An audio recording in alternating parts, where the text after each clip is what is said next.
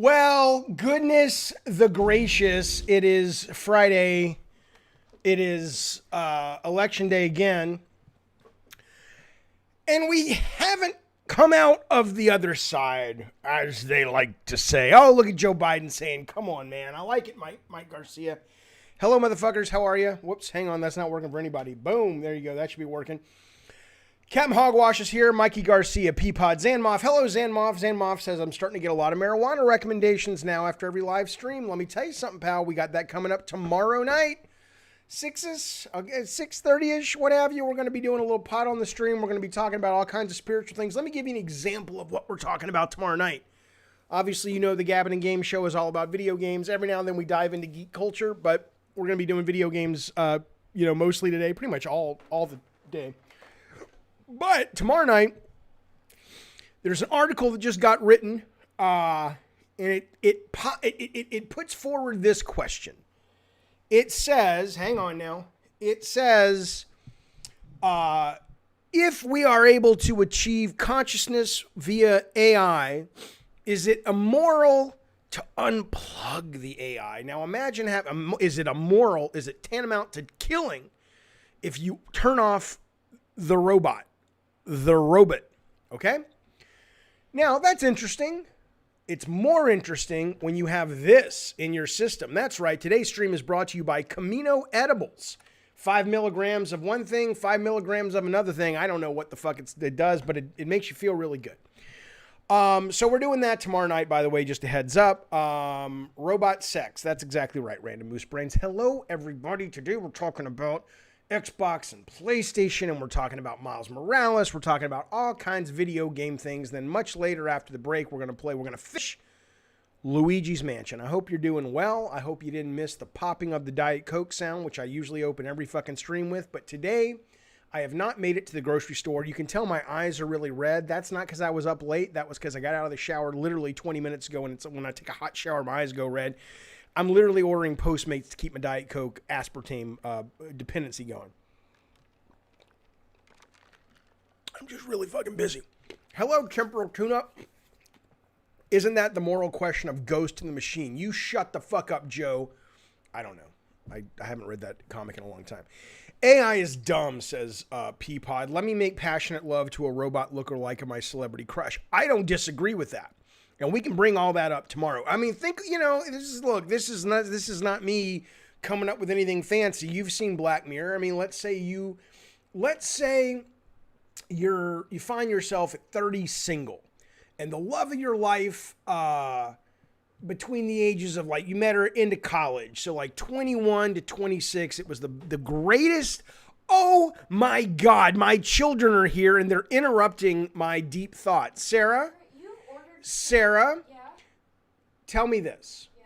When you're a grown-up, let's say you're 23 years old, Okay.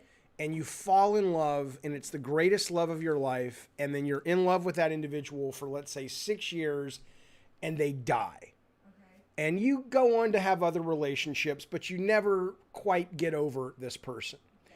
You hit 30, and a new piece of technology comes along that says, we can make you a robot, taking all of the AI that takes in all the social media and all the information you feed it. It will pretty much be 80% indistinguishable from the guy you were dating, or the woman you were dating, whatever you want to date, and it'll look almost just like him. Would you say, I'm going to date that robot? Or are you going to say, that's not real, I don't want anything to do with it, I'm going to mourn healthily, and I'm going to move on with my life? Sarah, go. What would be the loss? There would be no losses. If you don't like it, you can just leave and it's not going to hurt anymore.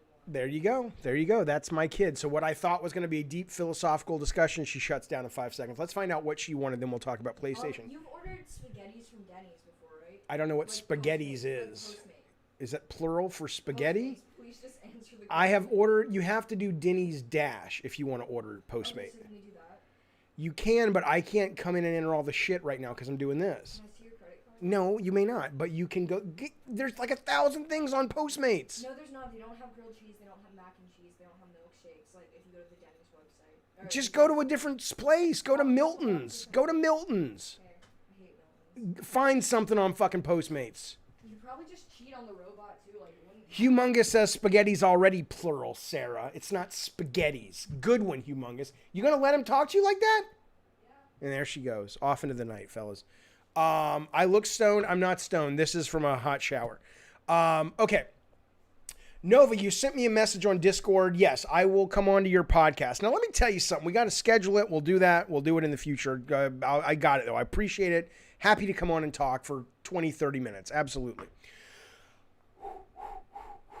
Okay, listen. Here's what we're going to be talking about today. Let me bring up my little list of things. But I hope you're well. I hope you're excited about your Friday. Hope you're excited about your weekend. Jaffe, word on the strap. Oh, Lord have mercy. Bacon Magma. Now, it's not pink eye. I got out of a hot shower. They're both hot. They're both red. Bacon says, look, word on the street, Jaffe, is if Alabama becomes a blue state, you'll stream a Neil Druckmann game. Baby, if Alabama were to become a blue state, I would stream the man's whole library. Abso-fucking-lutely. You goddamn right I would. I'd platinum the motherfuckers. All of them. 100%. Although Georgia may be coming, but we're not getting into that. Okay. It's not shampoo. It's just heat. It's heat, baby. Hello, still. Good to see you, pal. Now, listen, it is Robot. It's Robot. Look. Oh, my God. Who's hyper? Hello. Stop it. Come on, man. Come on. Remember when Joe Biden said Donald Trump? He says, will you shut up, man? That was awesome. It doesn't matter who you voted for as long as you voted. Okay. Focus. I was wrong. Right? Okay. We're going to talk about a lot of things. Let's kick it off by talking about some news that comes out from Square Enix today. And they says, hey, investors, they did an investor call. Investors, we done lost some of your money. $63 million loss. I think it was for the second quarter. For the second quarter. If you don't know. Oh my God. He really wants it. Oh my God. He's like, he really wants it. So can I see your credit card? I really want an Xbox Series X and a PlayStation 5. Yeah, but the difference here is that you asked us to order. So was this Grunkle stand? Yeah, it's Grunkle stand. Where'd you get it?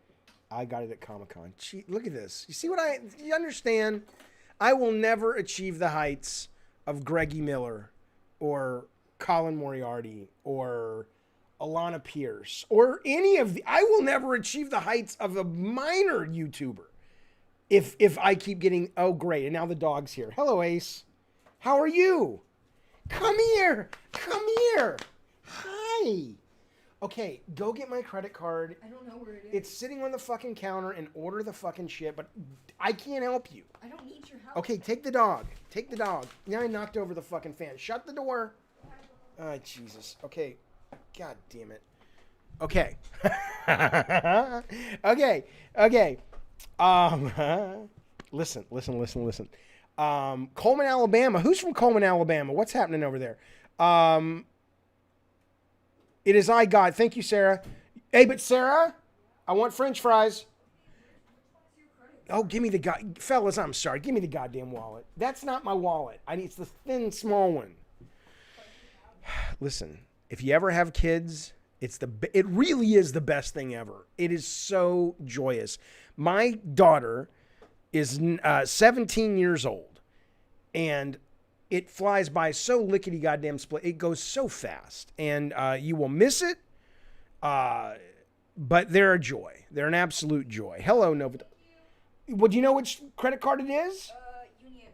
No, that's that's my ATM card, child. Talk to the chat. Don't get on the chat, but talk to them. Hey, chat. Talk to them about video games. What games you playing, Sarah? I played Life is Strange one time. Why is it my children, especially my oldest, aren't into video games? You used to sit on my lap when you were 1, and we would play Mario Sunshine, and we would play Downhill Domination, and we would play Twisted Metal, and you would giggle delightedly. We'd play Prince of Persia Sands of Time, and you'd be like, ah, and now, nothing. What happened? God damn it. Here, just take it. Go spend some fucking money. Rob the Mod says, hello, little Jaffe. Rob the Mod. Okay, listen. You goddamn right, Cod. It goes so fast it'll break the speed limit. Okay, let's focus. Snake says she's playing Knack. I don't think so. Focus. Listen, $63 million. Squares on their investor call and says, look, I'm sorry, fellas, but we lost $63 million. Now, I 100%, I'm right a lot of times, and I can make you a goddamn list. But when I'm wrong, I'm goddamn wrong. When I'm wrong, I'm goddamn wrong. And I was wrong about Avengers. Look at this news story here. Avengers is the main reason that Square is suggesting they have lost $63 million in the second quarter of 2020. Now, I played this game. I did a review. I gave the game, if you're a Marvel fan, I gave it like a 7 or an 8 out of 10, but I said it's like a Lego game. If you don't love the license, if you don't love the fan service, it's more like a 4 out of 10. I didn't say it was a great game, but I said it was a very big, very mainstream title, and I was convinced if it wouldn't beat Call of Duty at Christmas, it would give Call of Duty a goddamn run for its money. And I actually, in the back of my head, I even went on record and said, I think this is going to be the #1 game for the holidays. This motherfucker, I couldn't have been more wrong. This is as bad as me voting for Bernie Sanders thinking he was actually going to be the goddamn president in the primaries. I couldn't have been more wrong. I'm showing us you don't know what I'm looking at. You're looking at the wrong screen. Yeah, you know. Your stream deck. Yeah, what? Fuck you. Fuck you. I'm going to show it to you anyway. All right, well, there's the stream deck, I guess. That's what we're doing. It's clearly not accurate because I know there's more than 2 of you unless you're all playing different characters. Let's fix that. It's one of those days, kids. Oh, that's, why is that even showing up? I don't know. Let's get rid of it. Let's get rid of it. Boom. That didn't do anything. I don't know. Oh, that's it. That's it. All right. There we go. Sorry, fellas. I apologize. Captain Hogwash, I'll get to Astro's Playroom in a minute. I'm talking about this goddamn thing. Grape King says Avengers was no good. Imagine messing up an Avengers game. Listen to me, though. The point is, I don't think it was a bad game at all. I think it was incredibly well made. I think that opening bridge sequence, I remember playing that opening bridge sequence where you jump from all the main Avengers, and I was like, okay, if you're a 10-year-old kid, and this is what you open on Christmas morning, you are in fucking hog goddamn heaven. But it gets very monotonous. So they executed it well, but their scenario design for combat and their level design and their mission design was at least for what they shipped with. Now, I haven't played any of the expansions or anything, was relatively monotonous and dull, okay? But I thought it was going to do well. It didn't. $63 million loss. Do you know how much money they said? No, you're just wrong, Hogwash. Hogwash says nobody cares about the Avengers. Dude, Avengers Endgame is the #1 domestic and worldwide box office motion picture of all goddamn time. Plenty of people care about the goddamn Avengers. I don't know. Jason WB says it's repetitive and only 2 boss fights. So my guess is that's what did it. And then the bad word of mouth. I don't think, some people will tell you, oh, they went broke because Kamala Khan is in the goddamn thing, which is ridiculous. Or they didn't go broke. It's fucking an Avenger. She's fucking Miss Marvel. What do you want? But no, I think you're right. It was repetitive, and that's what killed word of mouth, and that's what killed the game. Do you know how many ducats they spent on this motion picture, though? That's not a motion picture. You know how many ducats they spent making this video game? I'll tell you in a second. Let me get to Snake. Snake says, I was ready to care about the game, but I don't like live service games. I don't either. But what got me to buy the game was a number of reviewers said, hey, I know that Crystal Dynamics has been pitching this as a live service game, but it's actually has a great, robust campaign. And I was like, oh, are you shitting me? I get a campaign where I get to play all the Avengers? Fucking hell yeah. But no, it was not a very good campaign from what I played. Over $100 million on this video game. This is what I'm saying. This is what I'm telling you guys. I mean, the budgets on these fucking things are fucking sane. And so we've been talking over, on and off lately about, hey, if you're going to be a game publisher, you need to spread out your bets a little bit. You can't be making all these massive swings for the fences because like in Hollywood, you start missing these and you're going to get fucked. If this was over 100 million, when I posited the other day that Last of Us Part 2 is about 180 million, and I'm like, that's probably too much. That's probably wrong. Maybe it's not. This is over 100 goddamn million dollars. Nawdog says the kids will be buying this Christmas. The kids are buying Switches this Christmas. Make no goddamn mistake.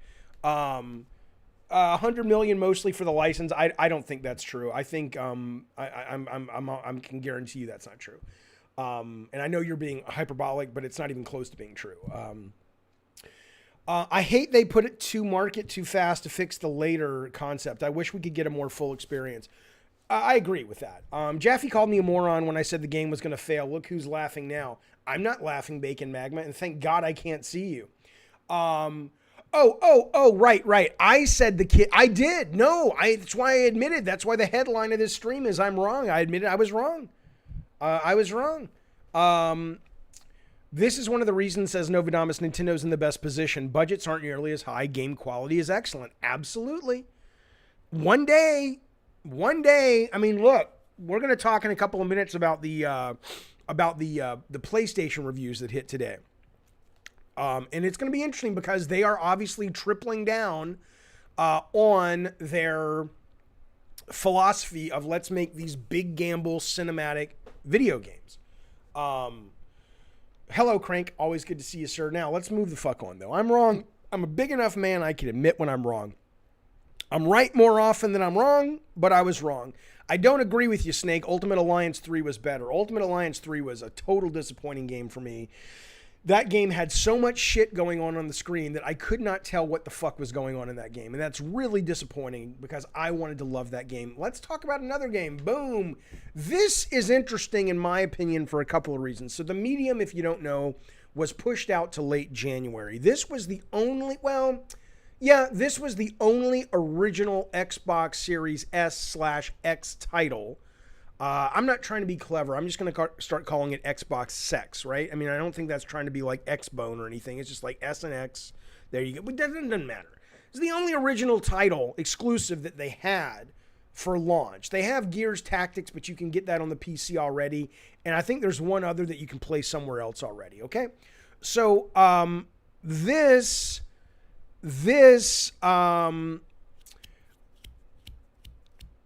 is interesting, though, for a couple reasons. One is, holy shit, Xbox, what are you guys doing? We'll get to that. The other thing, though, that I thought was pretty cool of this developer, and I guess they're the publisher, too, Bloober, is that they're basically saying part of it's COVID, but part of it's the scheduling of other games. They're openly admitting, look, we know Cyberpunk's going to come out roughly when we were going to come out. They're going to suck all the oxygen out of the room for at least a month. Let's fucking move. There's no lack of nobility. There's no weakness in sort of going, oh shit, there's a 50,000 ton train bearing down on my small little Pinto.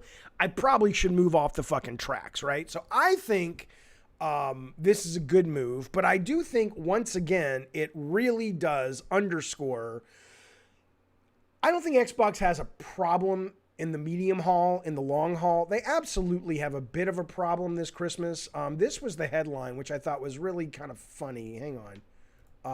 Where did the headline go? I need to kind of get this. I need to get my shit together.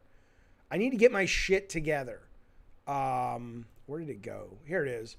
The headline was Microsoft Xbox Series X, a sports car with no gas, right? So it's basically, it's true. And I've said this over and over, and it looks like I made a lot of correct predictions about Game Pass. You got to give me this quarter. But it looks like the one that I thought was going to be the biggest one, or one of the biggest ones, was that they were going to drop an exclusive title for Christmas that's third party. They were going to open their checkbook and spend lots of money to compete with Sony because they don't have any of their own shit. But turns out, goodness gracious, man. I mean, I was going to buy one of these, but I'm going to wait. I have Game Pass already. Game Pass is wonderful. I still very much feel that Game Pass is going to be a game changer, and it's going to move the industry forward, and it will make Xbox Series XS very competitive.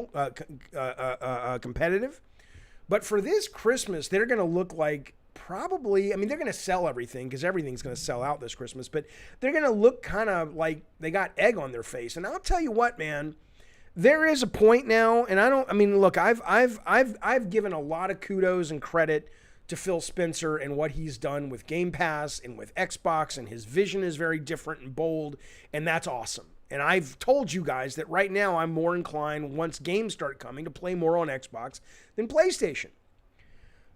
But man, if I'm Phil Spencer's boss, that motherfucker's in my office and I'm just like, what are you doing, man? Do you need me to hire someone to help you run product development? Because maybe that's not your thing. Maybe you're the vision guy. Maybe you're the hardware guy and the vision guy. You're not product development. You can't launch a goddamn piece of new hardware that by all reviews is really good. All the reviews of this have said this is a really great console. There's just nothing new to play on it.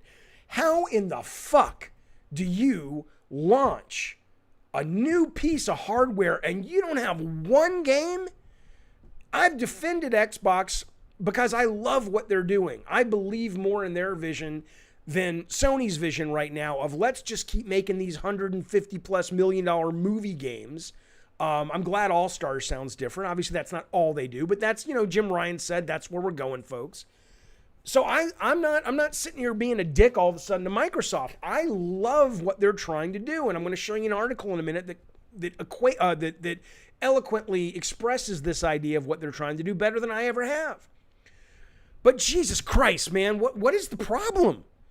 I mean, I'm serious. Somebody's going to have to write a book one day. What is the problem at Microsoft? Can you guys not get your shit together?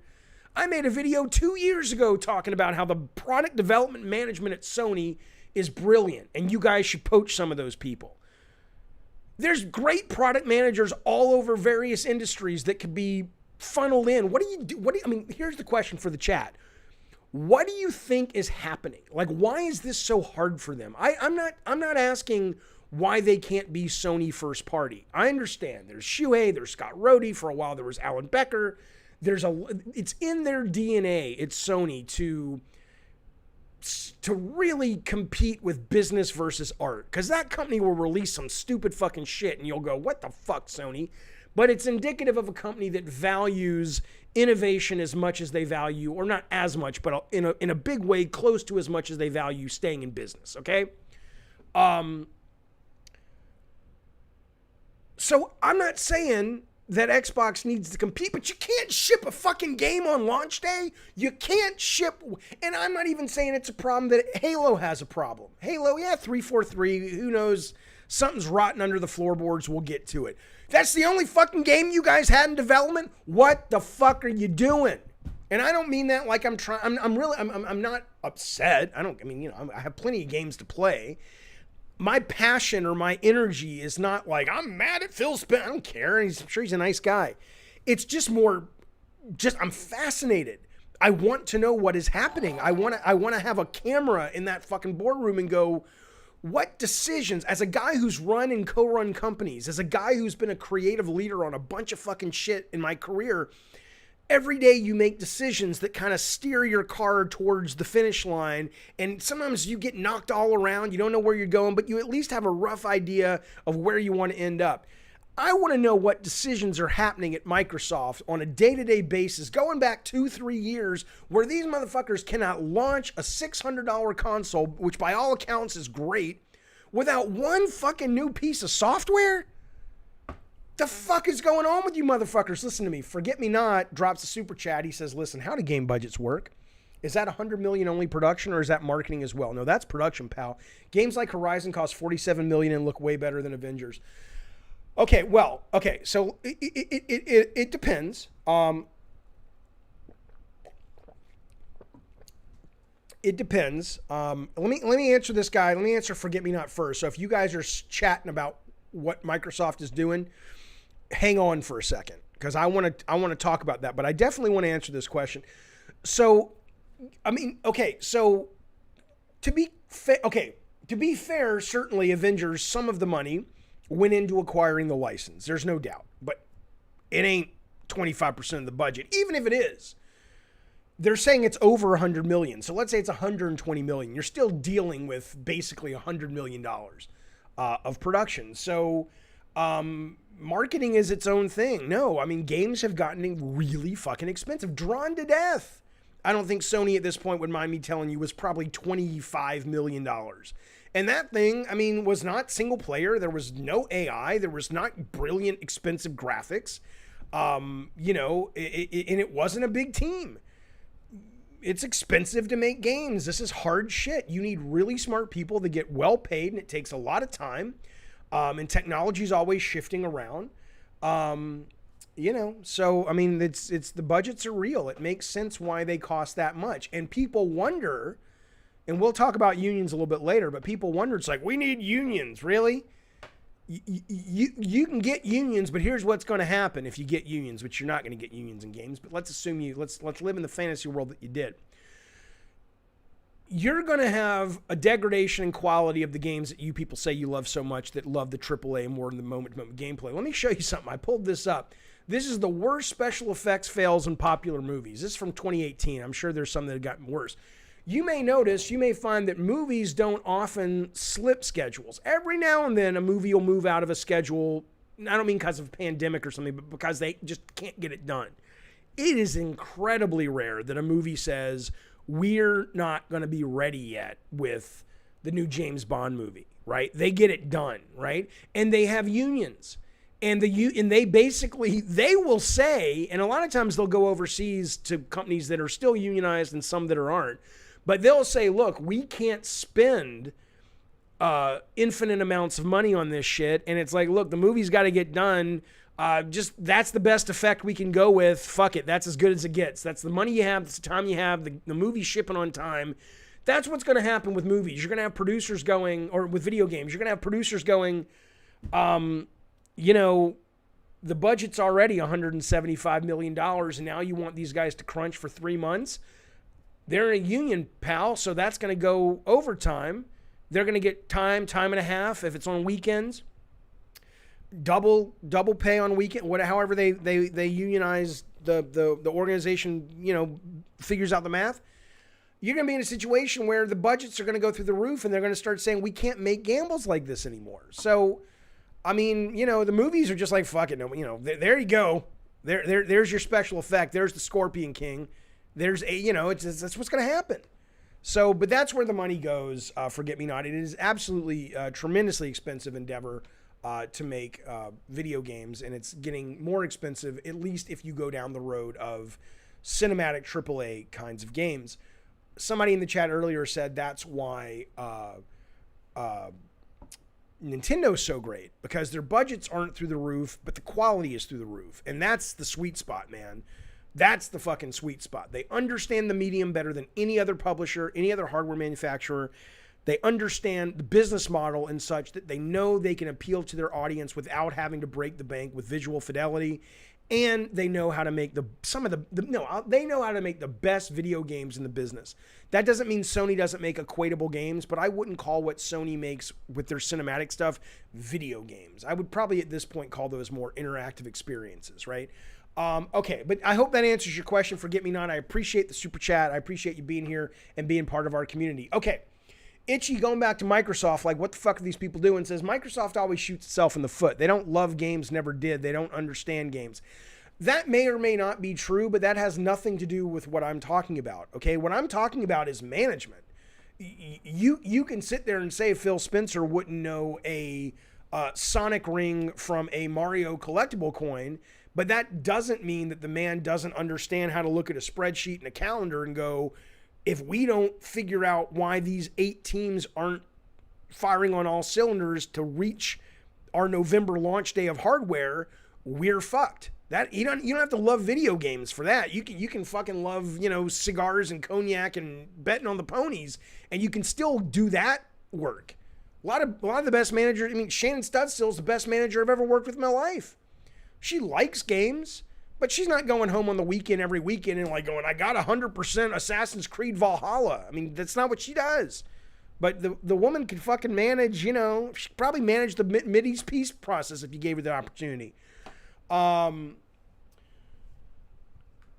Phil said Bethesda's doing some exclusives for Xbox. Sony will never get Skyrim. Okay, yeah. That's different. That's great. But yeah, like Game Freak says, that's not at launch, basically.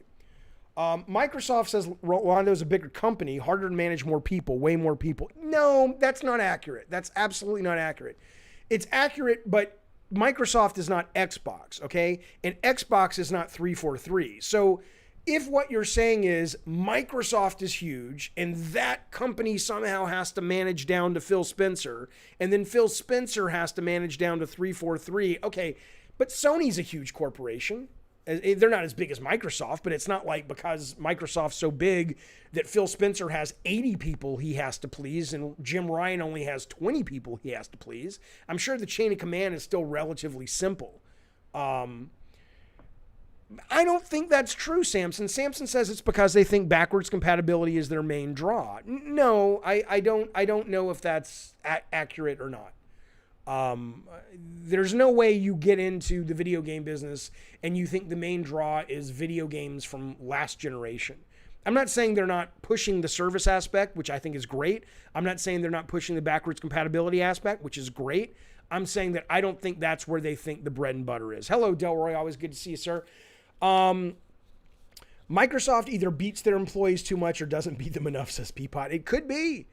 Nodog says Battletoads had 1 million players because of Game Pass and it even sold well. I'm not shitting on Microsoft. I love Game Pass. I've been a passionate... Come on. People accuse me of shilling for Game Pass. I wish they paid me. I love that service. I enjoyed Naughty Dog. I enjoyed Battletoads. I thought Battletoads wasn't great. One Streets of Rage 4, which was also on Game Pass, but it was really fucking good.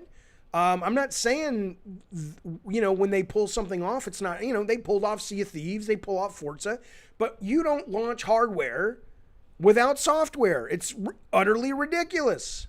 It's utterly ridiculous. Saltiest Gamer says it's simple, it's bad leadership, but I don't understand that, Saltiest. I understand that for a year. I understand that for a game that gets, torpedoed. And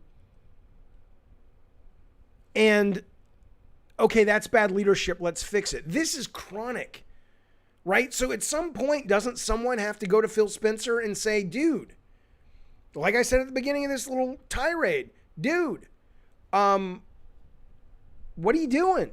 Do you need some help? We'll get you some fucking help. J-Love, hello, sir. I do think Game Pass is great for the industry. Not everybody agrees with me, and that's fine. You will come to see that I am correct. Nodog's name backwards is God Wang. I love it. I hadn't thought about that, but it's true. I think it is absolutely great for the industry.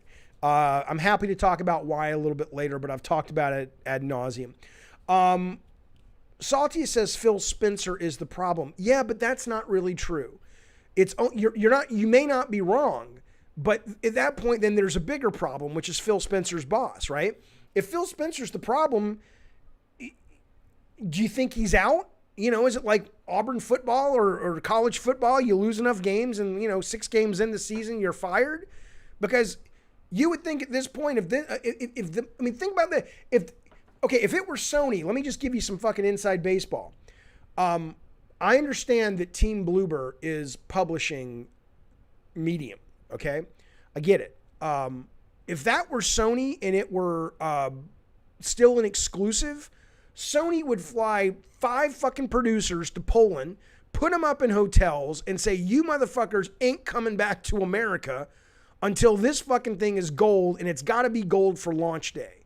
And I totally get that Bloober's like going, yeah, but what about the other part of it? What about the fact that we're launching against Cyberpunk? If I'm Xbox, I'm like, here's my checkbook, Team Bloober. You're the only exclusive left we've got. I'm sorry you're going to take a hit. Let us make it up for you, make it up to you in the ducats of this check right here. But you don't come out with new hardware. I mean, it's not even day one. This is the launch window. They don't even have new hardware. It's utterly ridiculous. Utterly ridiculous.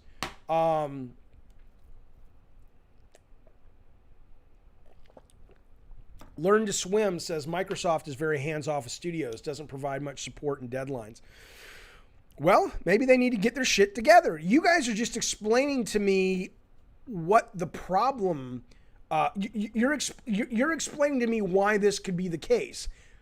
I understand it's bad management. There's no other excuse when it's this chronic. You could say bad management doesn't affect one problem. 2 problems. Okay, it's coincidence, but okay. This is chronic and this is consistent, which is chronic. This is chronic. So yes, it's bad management. My question is, when does it stop?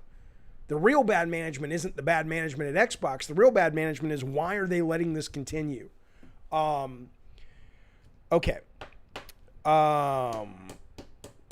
There's no point in making a better product. It's better to run a smear campaign against other games and infiltrate those companies with saboteurs. What? Well, that's not happening. You praise Nintendo games, says Bacon, but I look at their games as D tier. Yeah, but you're a moron. I mean, what can I tell you? I mean, it's one thing. It's absolutely one thing to look at Nintendo and say, no, thank you. Those games are not for me. I respect that. Those games aren't for everybody. They're some of the best games ever made, but I respect that. But to say that the Nintendo first-party games are D tier indicates that you were educated with the banana in an inner tube, sir. I'm sorry, but you're a fucking moron. Okay.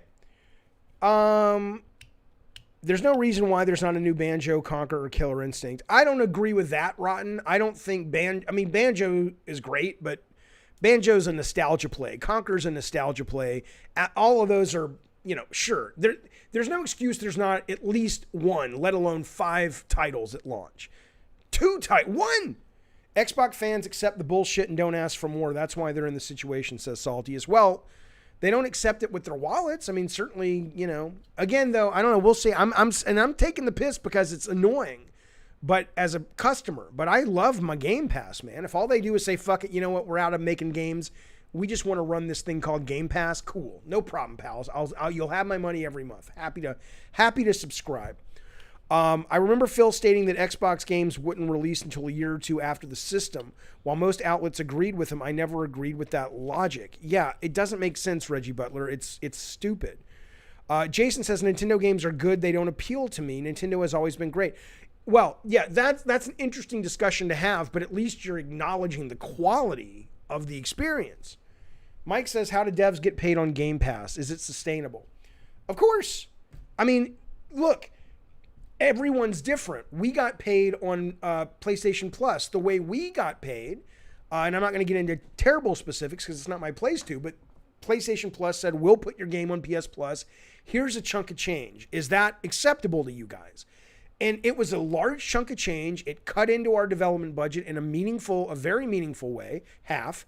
Well, no, maybe Drawn to Death was 12 million or 13 million, and it was half. But the point is, and it was like, oh, okay, that's the deal. We'll sign that deal. We're into it. And there you go. Everyone's different. But if you talk to a number of developers, they'll tell you that their sales have gone up, that they've gotten more exposure. So I think it's sustainable, but look, man, we'll find out. Saltiest thinks the end game is literally the fact that they just want to get out of making games and become Netflix. We'll see. Hello, Nitra. Good to see you. Okay, we'll move the fuck on. Let's move on. Because I want to talk to you about, we'll get to that in a second. I do want to talk about Konami a little bit. One moment.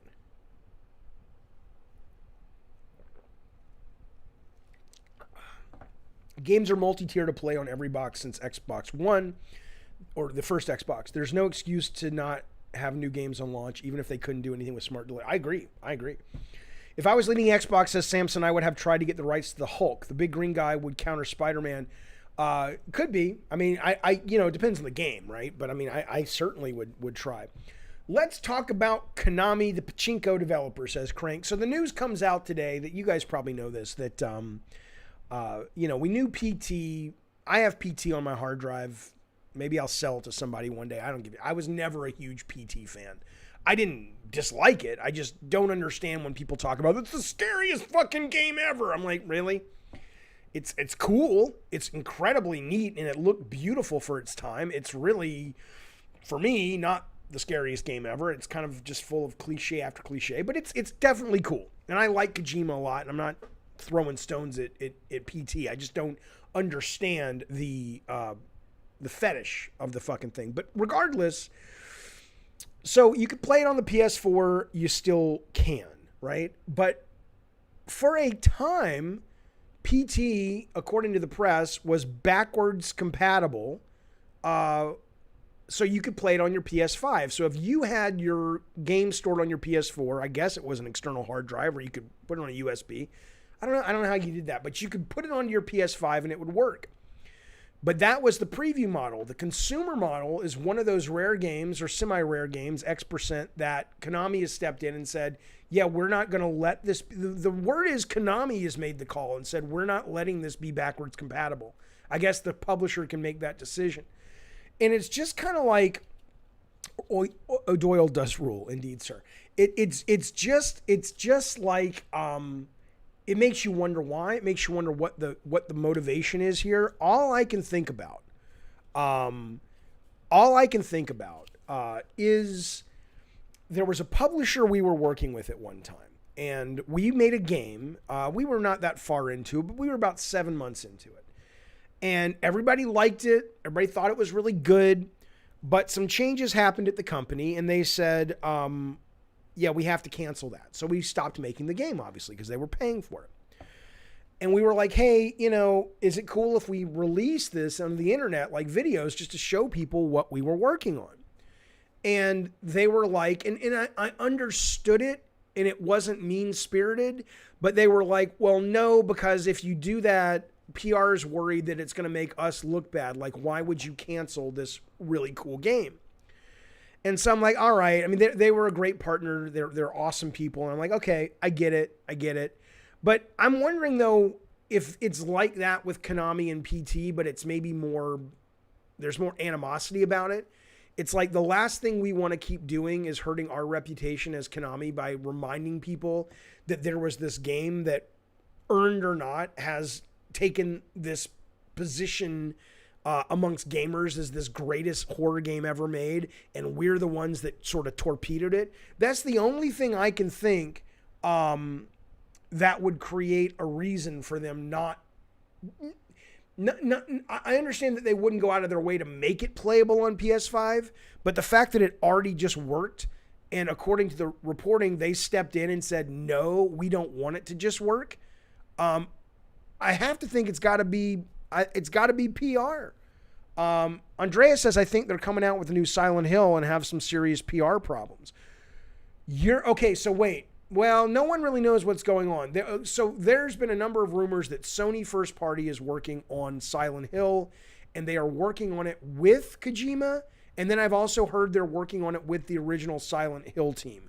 So I don't really fucking know. No one really knows except people who are on the inside and people who have the skinny that can't share what's actually happening. But if you're saying that Konami is doing a deal with Sony to make a new Silent Hill, that would make sense to me. That they would say, this is a bad look. If we premiere Silent Hill, which the rumor is they're going to at Keighley's Game Awards next month, and suddenly we have people going, that's like PT, or why did you kill PT, or whatever it is they might say. That's probably the best I've heard, Andreas, for an explanation that's not just petty of why Konami might have said, yeah, we don't want to deal with this. I hear people talk about Rare and how they have fallen, and I say, why can't they make a new Conquer? But Conquer sold poorly, and when remastered the Xbox, it sold worse. Yeah, no, I agree. I mean, Conquer's great as a tip of the hat to old school, but it's not, Conquer never set the world on fire. Adults remember it now as something kind of fun and subversive when they were kids. But yeah, I think I wouldn't make a new Conquer. How can Bethesda survive Microsoft, says Matrix? My guess is they can survive Microsoft if Microsoft says they're going to do what they're going to do, which is leave them the fuck alone. I mean, maybe Phil Spencer has a new lease on life, and he goes, I know I'm fucking up. I can't manage product development. Let me hire companies that already do it. And yeah, we're going to be 2 years behind the 8 ball, but fuck it. I'll leave them alone. I mean, that's the only way. If they start infusing whatever poison, which is clearly trickling down, hate to say it, these are colleagues of mine, some of these people. But, I mean, what's going on, man? I don't get it. Sega is going out of business. I don't think that's true, Bacon. Sega has sold their arcade business, and I don't even think it's their arcade creation business. I think it's just their arcade location business. It might be their creation business too. But they're having problems, like Joe says. They're asking 650 employees to retire. But yeah, no, they're not going out of business. Okay, I want to talk a little bit. This is going to roll into PlayStation, Xbox, Miles Morales, all that stuff. Let me do a couple things real quick first. I forgot to do this yesterday, and I apologize. Again, as a reminder, tomorrow night we're smoking some dope. We're watching some weird YouTube videos, members only chat. Anybody can watch it, but it's members only chat on the YouTube. And we're gonna just kind of get high and talk about the universe and everything. We have a Brawlhalla competition for members only coming up this month. We have Thanksgiving Day special for members coming up this month. We have a bunch of stuff happening this month. So if you're curious about membership here on Gabbin' and Games, there's a couple of links down below in the About This section. You should really go over there and click that shit, because there's a lot of good stuff that comes with being a member. Now, this is certainly not the best thing, but it is the right thing, because we couldn't do the show. Weed is legal in Arizona. Well, you need to smoke some, Saltiest, and come on to our show. I'll put you on the camera. Although you never put your face on camera, do you? Call in. We'll talk about whatever you want when you're high as a goddamn kite. We'll get to Astro's Playroom. But let me tell you something. We couldn't do the goddamn show without the help and the support of our very generous members here at Gabbin' Games. And I just want to take a quick moment and give them a bit of a shout out. This is our Diet Soda Soldier crew. These are the fellas that come along and say, let us give you some of our ducats, Jaffe, to help keep the show rolling along as it does. Why is that not? There we go. There we go. We got them there, and we got them there. That is our Diet Soda Soldier tier, and that's the lowest tier, but the best tier that you can get into if you say, I want to support you, Jaffe. I want to support the stream, but I don't want to be giving out tons of my ducats. This is the way to get in and get some good shit for yourself. We have the Cult of Calypso. We have Muggin' Dude, Random Moose Brains, Groovy Putzman, and Melina Khan. We also have some other folks in that tier, but they have yet to send me a picture, and thus I cannot put them. I cannot put them up on the. I can't put them in the museum, fellas, and it makes me sad. But if I could put them in the museum, you would also see pictures of Paria Fakihi, Wolfblood, Mupo, Retro Gaming Queen, Afro Alley, Master Dragon, and Brian King. Okay. And then we also have a group called the Gods of War, DK Octorok, Eddie Torres, Twisted 1272. And then we also have Murder Storm, who gets his own little screen there. And the lady is saying, hey, why won't my husband touch me like Murder Storm does? I don't know why she sounds that way, but there you go. And then we also have Heath Nation.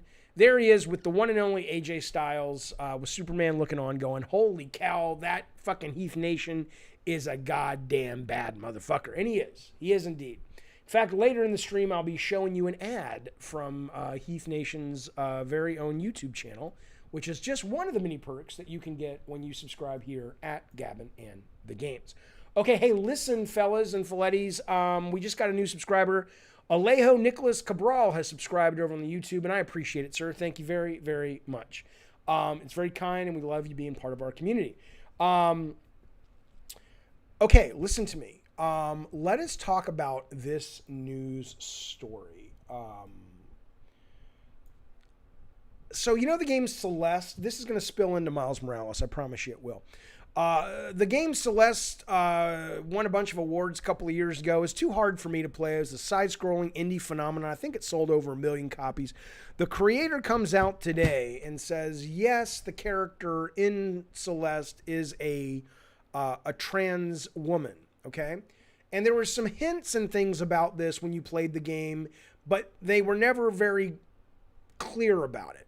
And finally today, the creator comes out today and says, yeah, you know, when I was making Celeste, because the creator is also a trans woman, when I was making Celeste, she says, I didn't know really that I was trans, and it's kind of, Celeste kind of follows that same journey, and it wasn't that we were being coy with the audience, it was simply that we didn't, or I didn't know really if I was fully, you know, living my true self and being the trans woman that I am, And so now she says, yeah, this is canon for Celeste. So I have a couple of questions about this. Hogwash is being a dick, but that's where my thought is going. Obviously, I think it's wonderful.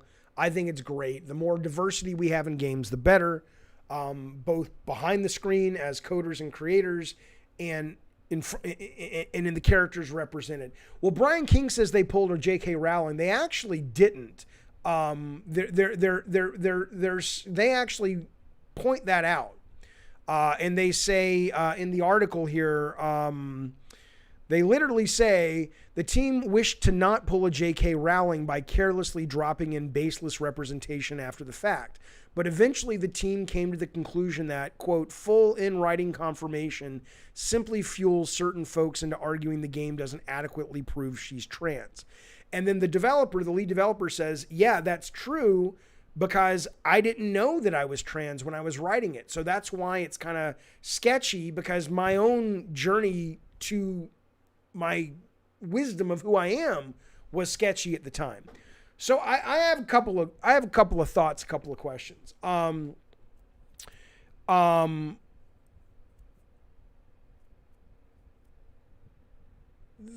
main one, and this leads into Spider-Man, believe it or not,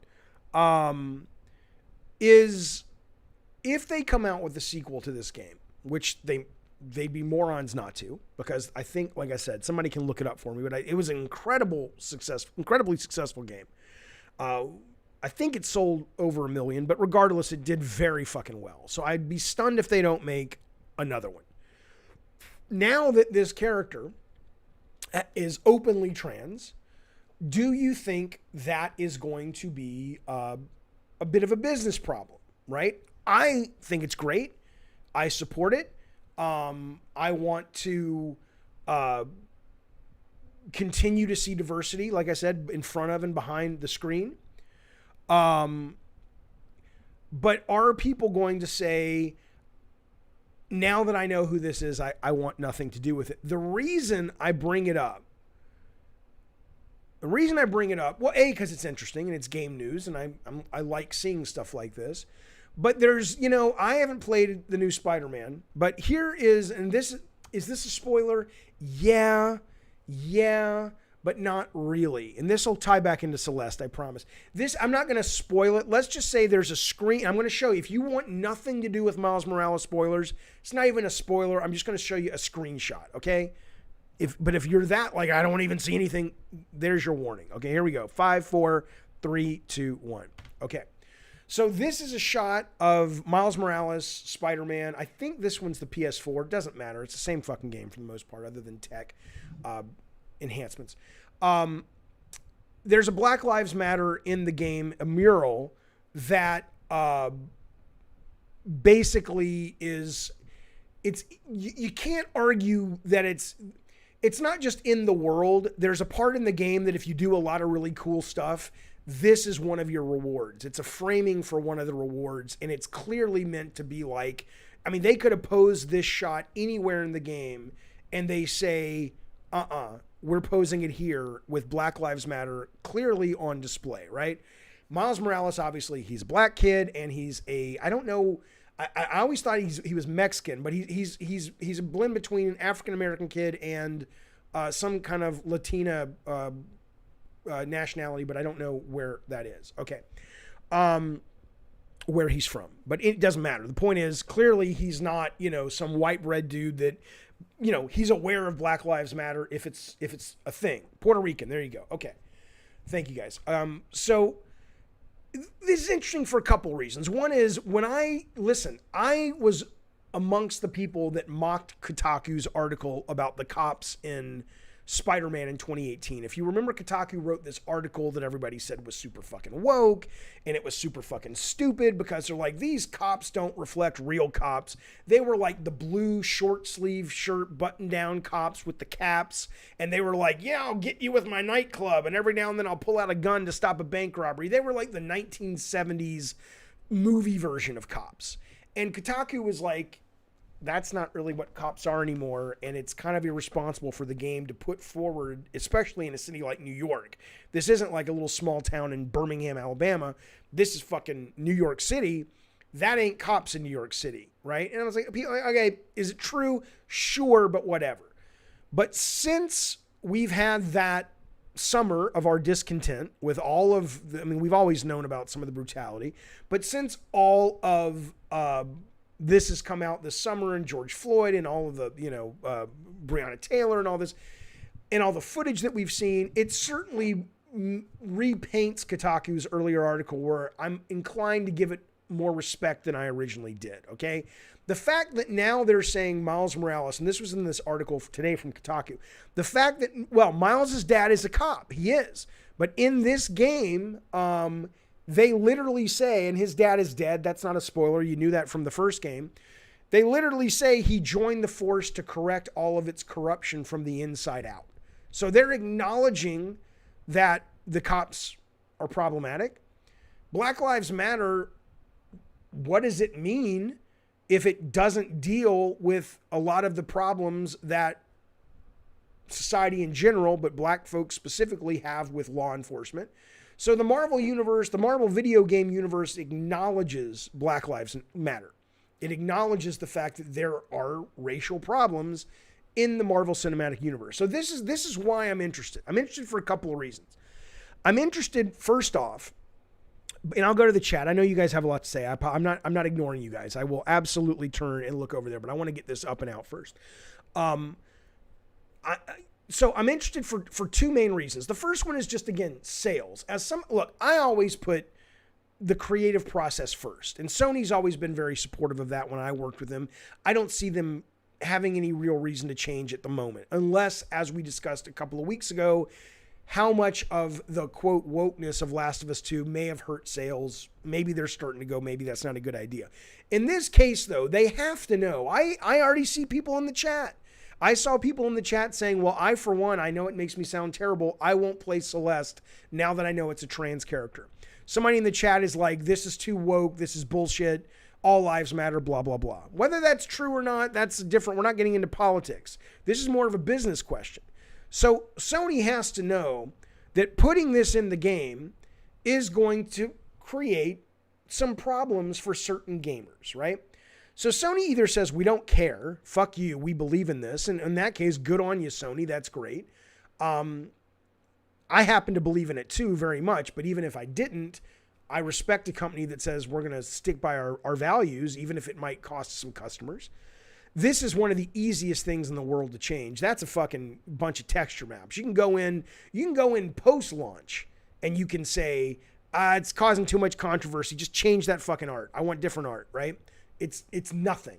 It's the artist who made it might be pissed. The game director that has a great interest in this subject might be pissed, but it costs you almost nothing to change. It costs you maybe 30 minutes of an artist's time who just take another texture from somewhere else on the level and put it on that section of the model. So I'm interested in, is this going to hurt? Is it going to matter? Does anyone care? Is Sony being brave by doing this? Are they turning off people by doing this? But the thing that really matters the most to me at a game level, and again, I mean, they made this in a rush. It was 2 years. They were building off the bones of the first Spider-Man. I'm not saying just because you have an idea that's a good idea, they should do it, because there are other things they have to focus on. But really what this should have been, in my opinion, even though it really comes down to how much do you want the creators to have authorship over your experience, and how much you want to have authorship. A more interesting way they could have gone with this is they could have said, look, we're not going to make it obvious with a meter or anything. We're just going to have about 8 situations in the game that we have figured, depending on how you approach those situations, will indicate whether you are probably someone that supports the Black Lives Matter movement or if you don't.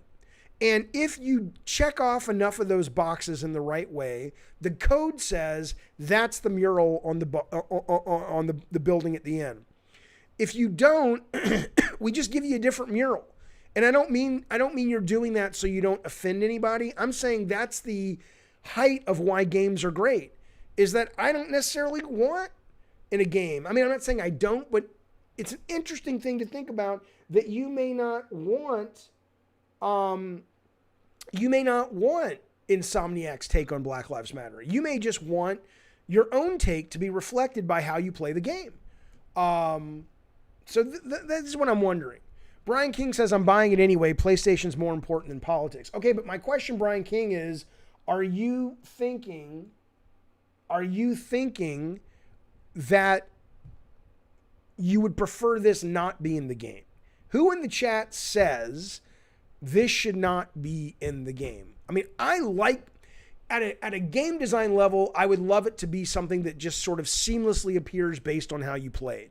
But assuming they couldn't do that, I think it's cool that this is in the game. But I happen to believe in this vision. Khan says, I care about the mural, but I find it gross they're trying to sell the message. It's on a single building. It shouldn't be an issue. Well, again, Kronos, it's not... There's a degree of how much it's an issue. The fact that it's there at all is going to piss off some people, okay?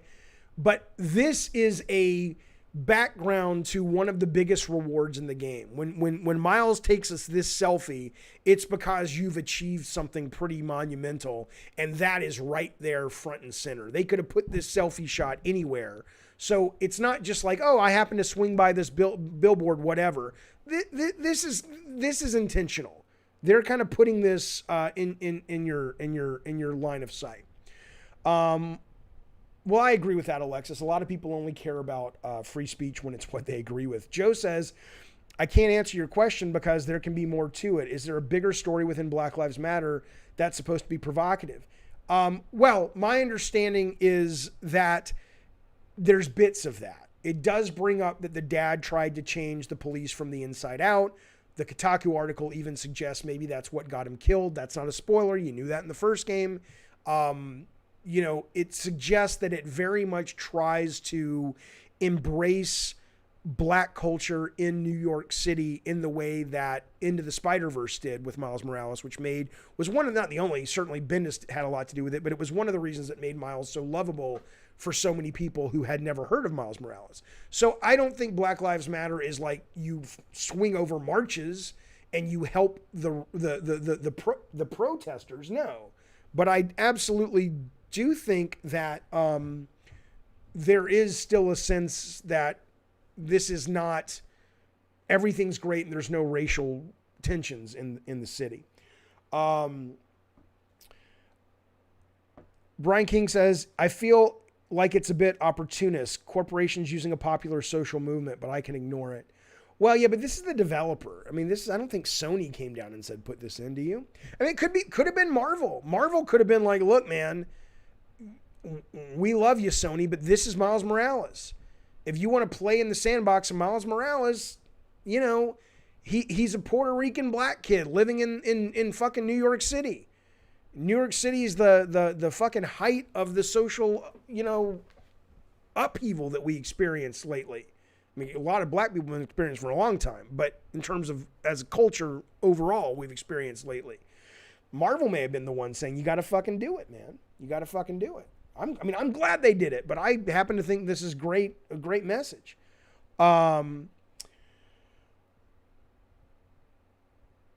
That's interesting, though, Vanquish. Vanquish is joking, but he says, I can't wait to break up Black Lives Matter riots. I mean, that's the kind of stuff that I don't know, if this game had that would be great. If they actually had Black Lives Matter riots, not riots, but they had cops, you know, peaceful marches that turned bad because, you know, whatever. I mean, a lot of those peaceful marches were peaceful till the cops got there, but not all of them. I appreciate that. And you as a player can say, hey, I'm going to beat the fuck out of the people who are smashing windows and attacking the police for attacking them, or I'm going to help the Black Lives Matter protesters. I think that'd be great. That'd be amazing.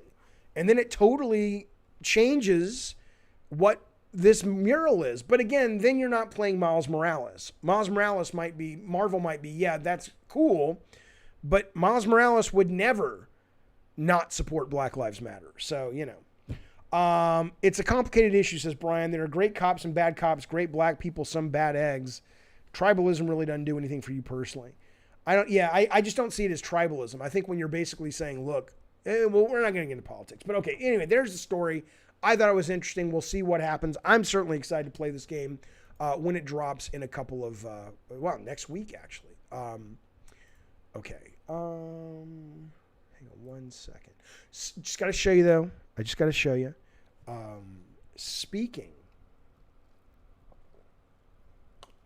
Hello, Hypoxia. Speaking of Spider-Man, though, have you seen the new goddamn costumes for Spider-Man? I don't know if this is only on PS5, but boy, this is beautiful. Look at that. I forget where that fit in the comics. I know I've seen this design. I think I've seen this design somewhere. I don't know if it's a Spider-Verse character, but that's fucking gorgeous. And then look at this. Hello, Jin John. Good to see you as always. And then look at this one. I like the first one better, but god damn, that's beautiful. Again, though, I mean, it's kind of crazy. It's kind of, one of the headlines is like, is next gen console hype bad for games, right? And fundamentally, I mean, even I that always am like design first can look at these pictures and be susceptible to how fucking cool these are. These are awesome to look at. They're beautiful. Look at that goddamn thing. It's gorgeous, right? But it does, the only thing I've heard about, and I've read all the reviews now of Xbox and all the reviews of PlayStation, and, a lot of people are impressed with PlayStation, but the number one thing everyone raves about is like Astrobot's Playroom. And it's because of what the DualSense controller does with it, right? It's the one thing that people say truly feels next gen. And I'm not suggesting that people shouldn't continue necessarily to push graphics. Of course, that's, we're a visual species. People love that shit. It makes money. I understand. But it really has become a crutch. When you look at these games that people are excited about, including me for PS5,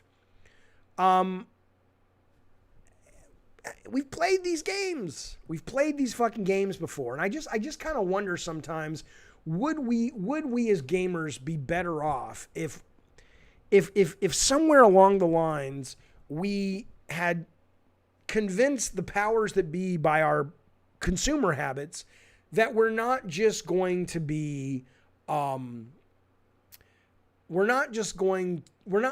to just be visual whores. We are going to give you our money when you express the medium in a way that is really fucking cool and really fucking different and does something that you can only do in the video game medium. That's hard to sell, though.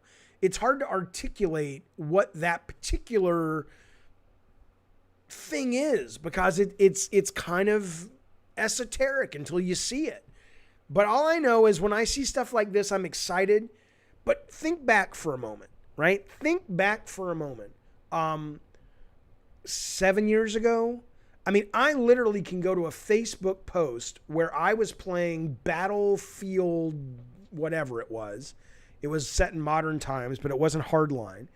And I was up on a skyscraper and I was going through with my gun, blowing out windows, killing people. And I remember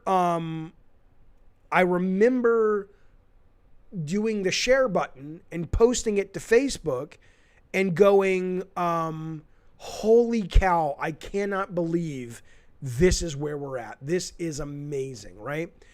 And if I showed you that now, you would say, oh, really? Right? I mean, that's what I'm saying. It's like, it doesn't travel. It's what you and I are looking at right now and saying that looks so cool is so fleeting that you'd think eventually we'd wake up and say, okay, we know our response to this. We know this is great now, but we really want the meat. We really want the essence of what this is. We want to be wowed by why this medium is special, not just these graphics that are going to wear off really quickly. What will be the first game, says Joe, to take the limits of the PS5 or a PS4 release would be impossible. I mean, they're technical. You probably couldn't do Ratchet and Clank on PS4, at least not the way they're doing it. Vanquish says that's why Switch is doing so well. They focus on gameplay. I agree. But Rotten, I agree, normies see games this way. They absolutely do. And I'm not trying to be that guy that wants to take away their fun. They may be like, Jaffe, we're good with what it is. And we love the flash and the drama, and go fuck yourself. And they're not wrong. It's kind of like I'm the indie movie goer. And I'm like, don't you want to watch, a 9-hour documentary on the Holocaust? Or don't you want to watch, this really weird, subversive, challenging film? No, I really just want to go watch, Liam Neeson in Taken 2. It's like, okay, I get it. I'm not mocking popcorn. I love popcorn in all kinds of ways. I'm just saying that, I don't know, it just, when you see stuff like this, you're going to be over this. In a year, you're going to look at this and say, can you believe we were excited about that? And the answer is yeah. And then we'll be right back in. I've been doing it enough on both sides of the screen, man. I know what it's like. I've told this story before. I remember sitting in a conference room at the Hilton. Phil Harrison stands up there, gives all the internal people the demo of the first PlayStation 2 and shows us water on the PlayStation 2. And his exact words were, can you imagine being Lara Croft diving into that body of water? And it was like, oh my God, we have arrived at the holodeck. And, 6 months after PS2 launched, that water would have gotten you laughed out of a room if you were showing your game to Sony execs going, we think we're good at graphics. And they would have said, are you shitting? No. Nintendo games don't appeal to me thematically, says Ray. I'd like to see Nintendo approach in quality in different games. That's an interesting business model, Ray. It's really interesting. To basically, I think what you're saying is apply the same craftsmanship and quality of gameplay, but do it in a way that's not thematically childish, right? I mean, I think that's one of the reasons Grand Theft Auto has been so successful, because it's never been the best looking game in the world, but it appeals to grown-ups, and for its time, it really was incredibly unique and innovative in the freedom that it gave players. They had never experienced that before. If you're suggesting build an entire publisher around that philosophy, you could say Rockstar does that, but they've kind of gotten very, regurgitating. Jaffe says, McGeehee, I want a new experience too, but I feel like you expect too much. Well, I'm a fucking customer. Why wouldn't I? As cool as Teardown is, and as much as you like it, as soon as another company makes a game like that, you'll say you've been there. Yeah, that's how it works. That's not expecting too much. I'm a consumer. Don't you want? I don't know, man. I demand more from my products. Shouldn't everybody demand more from their products? If one of the things Will Wright said to me, I don't know him that well, but I was on a panel with him once, and we were talking about story interactivity, and I was saying I just don't know how possible it is. And he says, the thing is, every time somebody, it's like, imagine, he says, walking up Everest. And every time somebody makes a game that tries to push storytelling and interactivity forward, it's like they plant a little bit of a flag. They get a couple more inches or a foot up the mountain. And yeah, they don't make it, but they plant a flag. So the next guy who's going up the mountain is going to make it a little bit further because of the flag the previous people have planted, the flags the previous people have planted. So I think it's like that. You're absolutely right. I played Teardown, and now I have been spoiled by that kind of game and that level of freedom. I don't think it's asking too much as a customer to say now the next people, they need to take their flag that was birthed by Teardown and walk up a little bit more up the mountain. I don't think that's asking too much. I'm sick of Nintendo's IP, says Ray, and you got it right. I wish somebody would be creative, would make something for me. Not sure it would work as a business model. Okay. Random says, don't ask questions, just consume product and get hyped for the next product. There is a little bit of that with these consoles. To the credit, by the way, of the reviewers.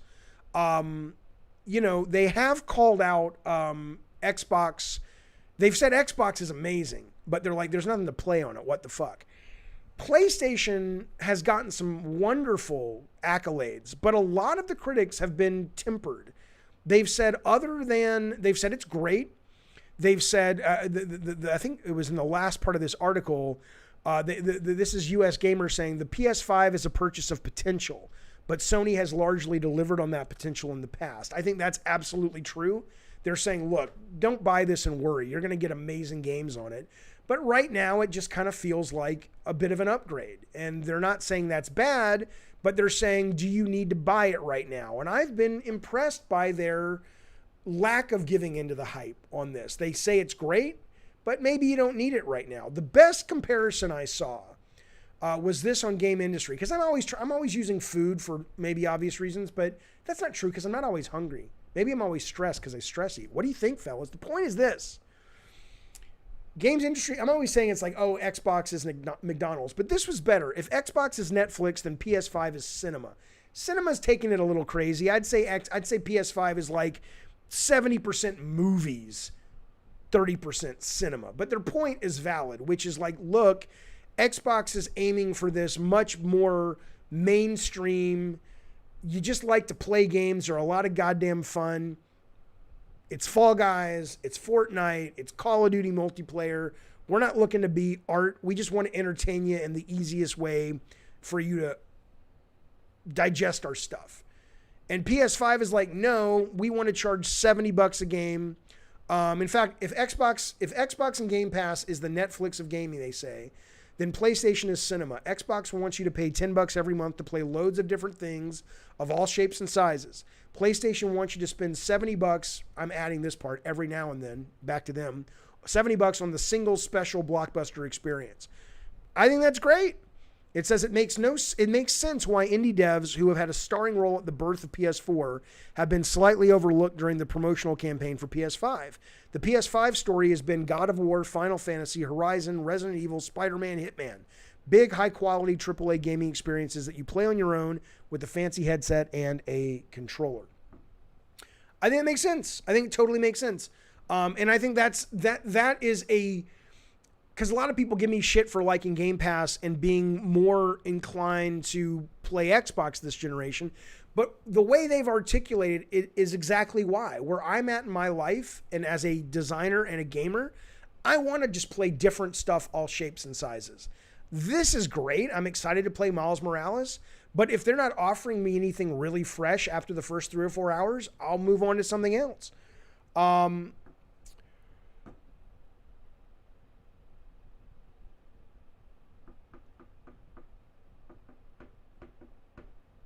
There's something I was going to read. I'm just looking where it went.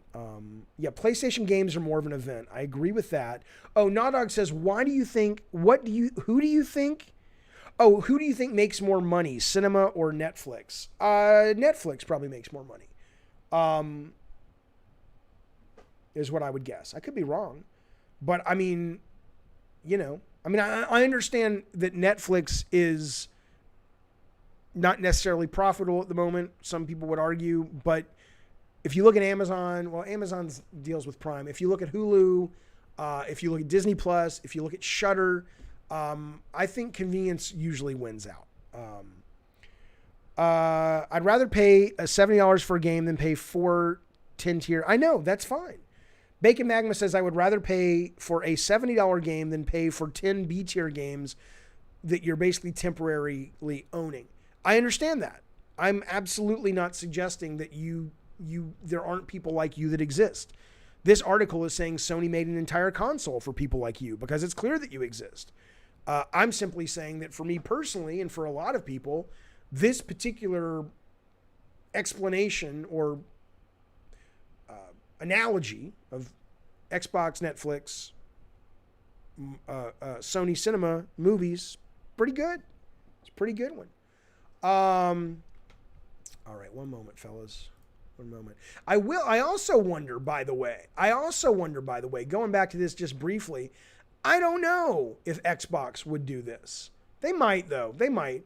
But I wonder if in the same way that if this analogy holds that Sony is really cinema and Sony is more, we're going to tell our stories, we're more artistic, blah, blah, blah.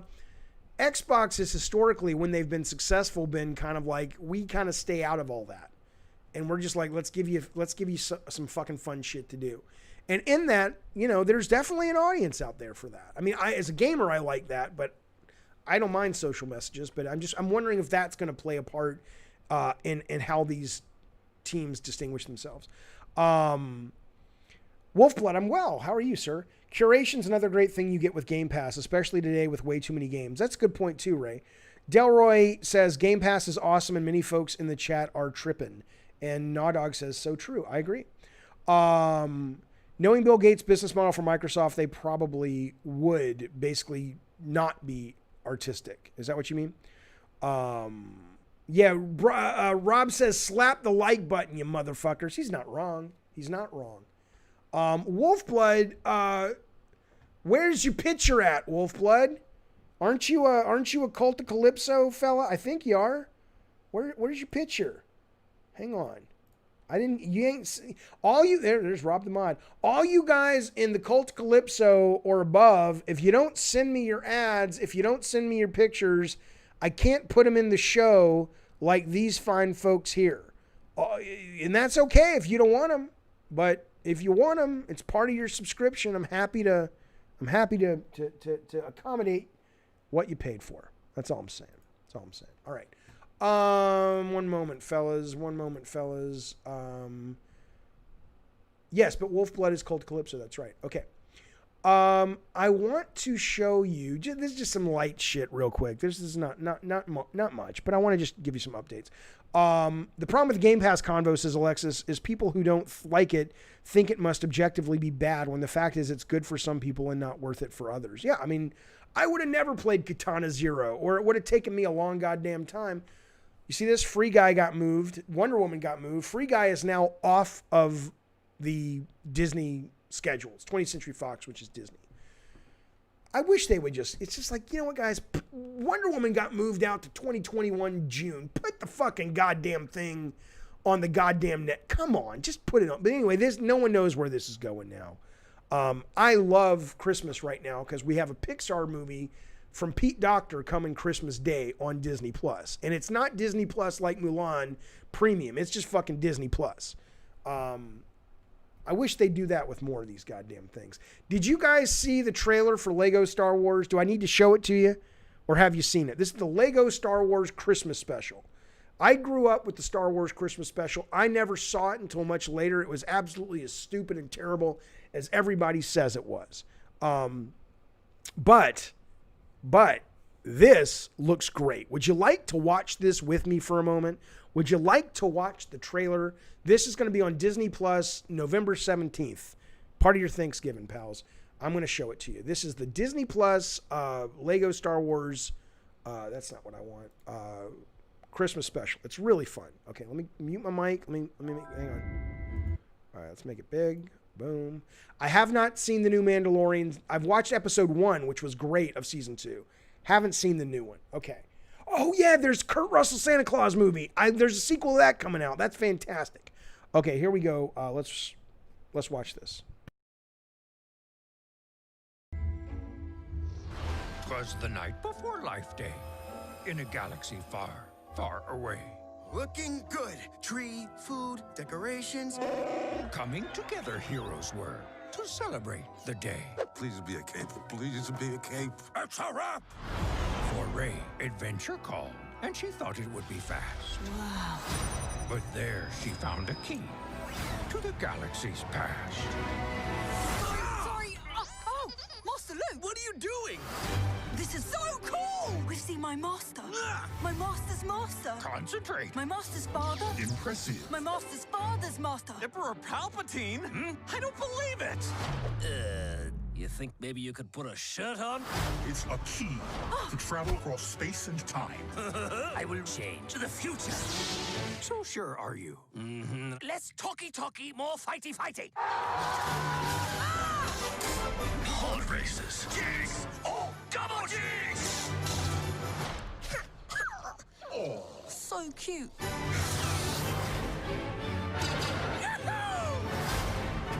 Ooh, gimme. Galaxy's best emperor. Meh.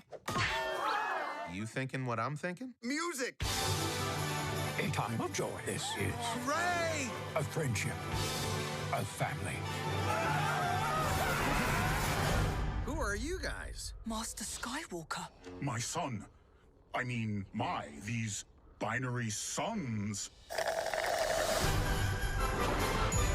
Junta solos? You want to shoot first? After you.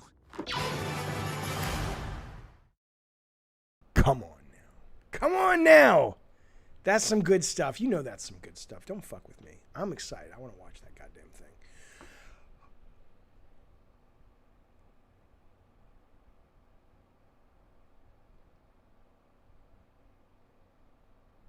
Is it canon? No. It looks okay. It's nowhere near as funny looking as Lego Batman movie. It's Star Wars Christmas special. Jesus, nothing pleases you guys. That's why I got out of making the fucking video games. You can't make you fuckers happy. It's too hard now. It's too difficult to make you guys happy. If that doesn't make you happy, I'll tell you what, if that doesn't make you happy and this doesn't make you happy, nothing will make you happy. This is the trailer for our very own Heath Nation's YouTube channel called Heath Nation. You should go over there. He has wrestling, video games, all kinds of things. You too, if you were a member at the God Award tier, can have your ad on Gabbin' Games. Here we go.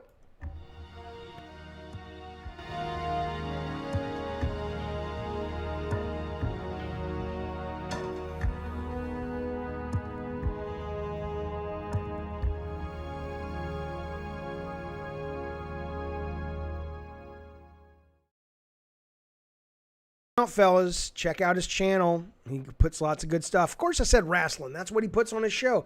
Didn't we already see this? You see it all the time. Every show that he has sponsorship of Gabbin' Games, just like 4 other people that have yet to send me their ads or what they want me to read on the air. I'm happy to pimp and promote whatever you want. Again, as long as it's, as long as I don't think it's shit, but once this show goes live and after it's live and goes to video on demand, we get about, depending on the subjects, we get anywhere from 1,300 to about 3,200 people watching an individual episode. Okay, that ain't PewDiePie. I got you. But 3,000 people's not too small to sort of spread your seed out into the world.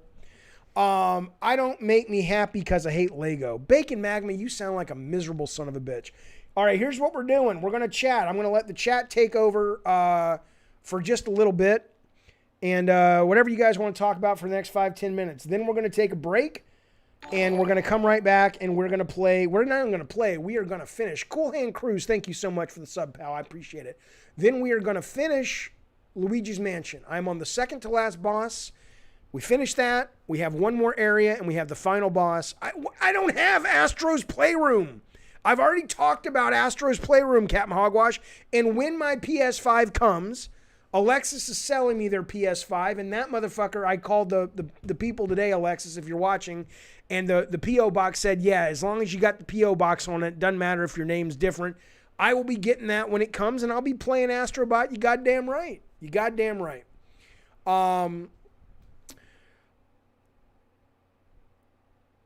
Oh, take my, Akashi says, don't forget to take your Zoloft. I have to go to Rite Aid and pick up my Zoloft, but I appreciate the reminder, man. Be nicer to Sony, then you'll get a PS5. Buddy, that's not my job right now. My job is to create a stream 4 to 6 days a week and talk about video games and video game culture in the best way that I can. What that means is I got to be honest. And I give Sony props when I give them props. And when they don't deserve props, I call them out on that too, in my opinion. I'm always kind, I'm always respectful, but I'm not a fucking maroon, okay? The fact that I'm supposed to be nice just to get... I tell you what, think about that for a minute, pal. Think about the fact that little Colin Moriarty has to buy his own PlayStation. Colin Moriarty has the most successful geek gaming brand on Patreon.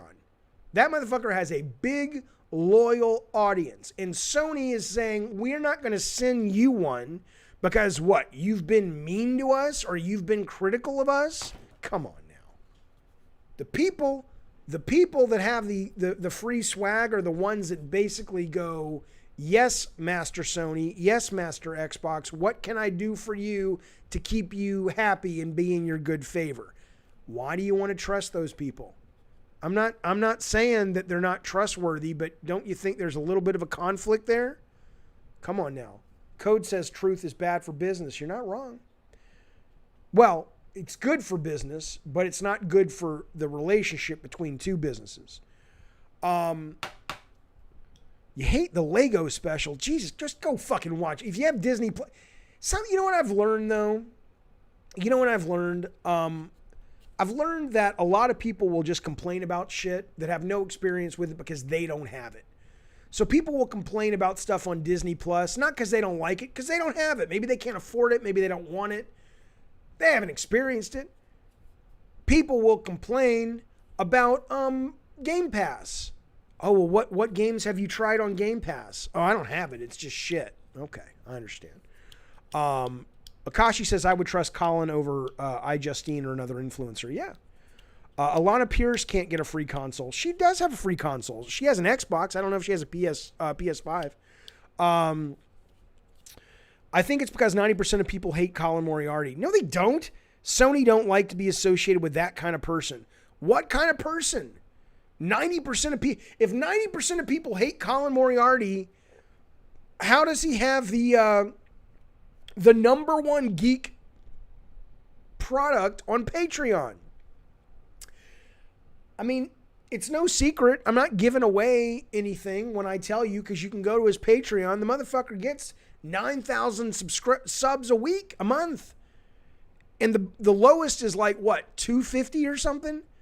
You do the math of what that guy makes a month. That doesn't include advertising and shit. Come on now. Yeah, well, yes. How do I say your name? Giovanni says 10% still a lot of people. You goddamn right.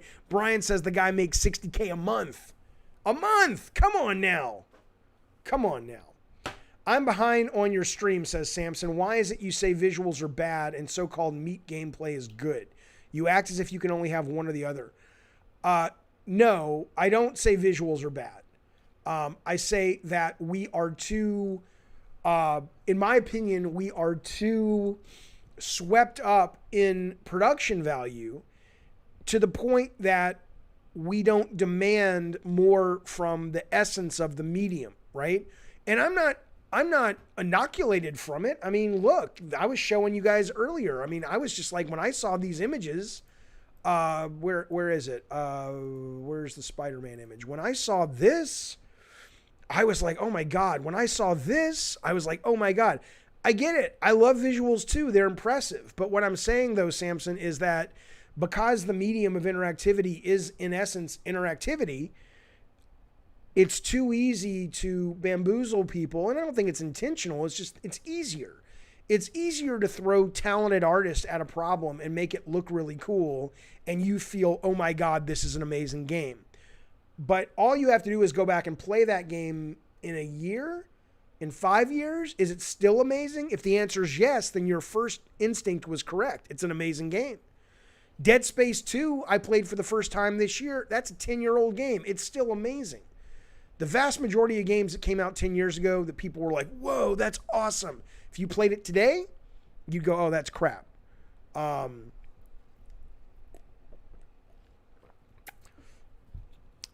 My thoughts on global warming. I believe global warming is real and we need to fucking do something about it. How do you feel about young YouTubers getting that much money? I don't care what age they are. I think it's a free market. If Colin Moriarty is able to bring in enough people that can say, we value your content at this level, then that's, you know, then good on him. So when I looked at the Senate race, it was 48-48, but now it's 48-47. It's probably possible, maybe because they think the guy in Georgia, if all the Georgia votes are in, that was pretty close, but that's supposed to go to a runoff. I don't know. Unless they called the presidency for Joe Biden already, which means Kamala Harris has the tie-breaking vote. But I don't know, man. I haven't been watching it for a while. I don't know what PewDiePie got, and I have no idea. It's a runoff. Okay, so it's a runoff for the Senate. There's 2 runoffs for the Senate in Georgia. Gotcha. Rambo says, of course Avengers tanked. It felt like Anthem all over. Neither game had tremendous excitement. I thought Avengers, though, was wonderfully produced. It just wasn't very entertaining after you get over the wow. Isn't it crazy to think about that? The games were great over 20 years ago are not great today. It's not only crazy, it is a brilliant epiphany if you love the medium, because it allows you to wake up. from the Matrix and go, okay, the graphics are great. We can celebrate the visuals. We can love the visuals. That's what I'm saying to Samson. I'm not taking the piss out of visuals. I'm just saying that I think we as game consumers and game creators should do a better job of keeping them in their place of where they should be valued, in my opinion. Just like it's great to love amazing special effects in movies. But we as moviegoers should value story and character and pacing and engaging storytelling, and those special effects should complement and improve those things. But a lot of movies are terrible, but they look so cool that they get a pass. I agree. Avatar is one of them. You just finished Katana Zero. I haven't finished it, but I fucking love it, man. I fucking love that game. Pushing the art form forward is what makes things memorable most often, says JT. I agree, even if it's just how solidly something's programmed. Oh, yeah.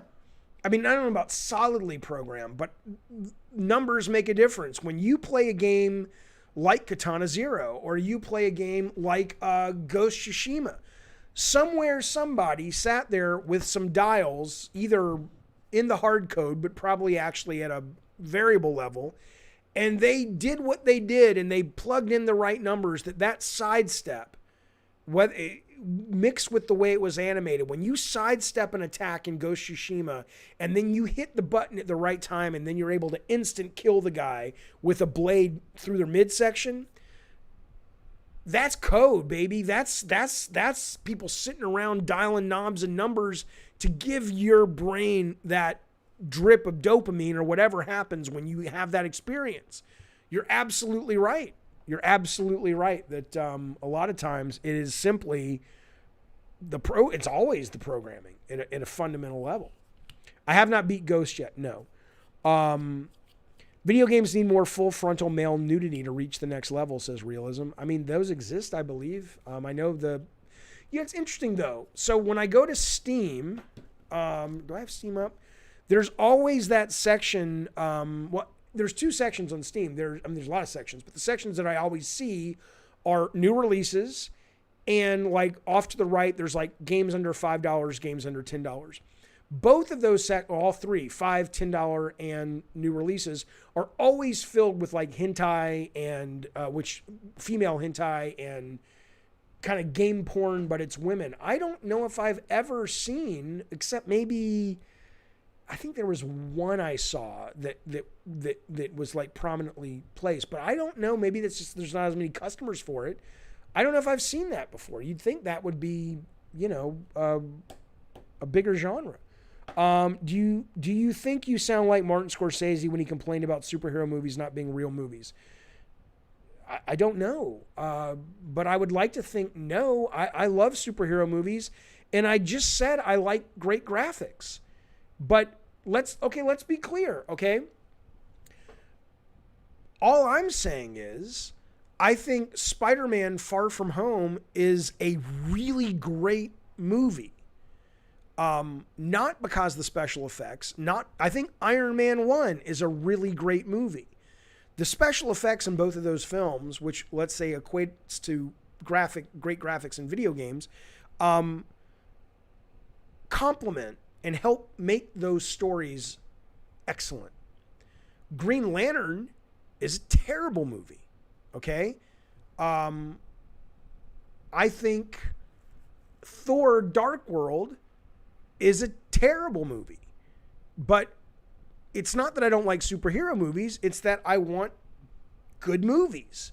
And when they happen to have superheroes in them, I'm really happy because I love superheroes. That's all I'm saying. I love that Ghost Tsushima is a beautiful fucking game. But if that's all it had to offer, or if it came at the expense of gameplay, I wouldn't have played it more than 5 minutes. I played Blasphemous, King of Games. It's too hard for me, man. Blasphemous is Castlevania. If Blasphemous was Castlevania, I would have loved that fucking game. That's what I fucking wanted, man. But it wasn't. It was a little bit of Castlevania and a lot of fucking Bloodborne Dark Souls. And I can't play those fucking hard games. Jaffe, what do you think the new haptic feedback of the DualSense and capabilities would do for a new Twisted Metal. I don't know yet, Rocker Matt, because but whenever I get it. But hopefully I'll be able to get hands-on PS5 next week, and I'll let you know then. I'm excited by what I've read about the haptic stuff, but that's one of those things like VR. You can read about it all day long, but until you actually go hands-on with it, you don't really know what the fuck, that you're looking at. Here's what's up, fellas. That's it. Thank you for the conversation. Thank you for the super chats. I remind you to consider becoming a member. We are doing Dope and Discussion tomorrow night. We're doing a Brawlhalla fighting game festival where you can win a Sweet Tooth vehicle. Not a real one, a Funko one. We're doing game night coming up pretty soon. We got a Thanksgiving Day special coming up pretty soon. We got lots of stuff going on. There's a link below to a Google Doc telling you all about membership. I hope you'll consider it. In the meantime, we're saying sayonara for the Gabbin part of Gabbin and Games. I'm coming back in 30 minutes, and we're going to do the game part of Gabbin and Games. This stream will cease. It will die. It will go live video on demand on the YouTubes. Please hit the like. Please hit the subscribe if you're into the nonsense you've just experienced over the last hour and a half.